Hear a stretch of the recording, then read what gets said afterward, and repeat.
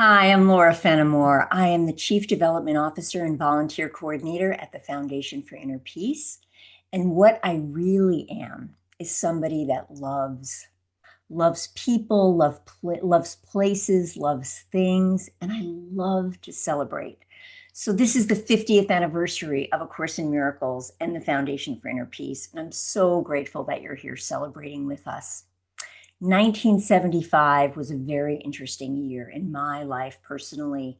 It's the year that I went into foster care. It's also the year that I lost my brother Jimmy to cancer.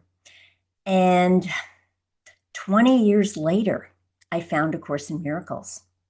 So much of the pain from my childhood and the loss and the grief of losing my brother really, like, when I found the course, it helped me so much in so many ways.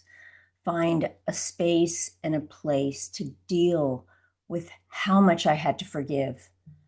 And it gave me a prescription to find self love, to understand what that even meant.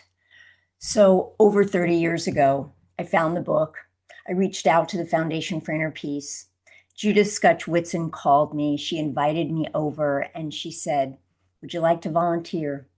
And I said, "Absolutely," because I am here to serve, I'm here to love. And it was an honor then.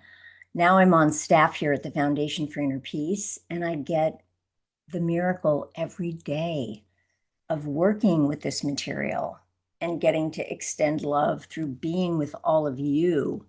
Whether you're a seasoned student of A Course in Miracles or a brand new student of A Course in Miracles, the Foundation for Inner Peace, our mission is to publish, distribute, and discuss A Course in Miracles. And that discussion part just offers a lot of resources and help for you as a student.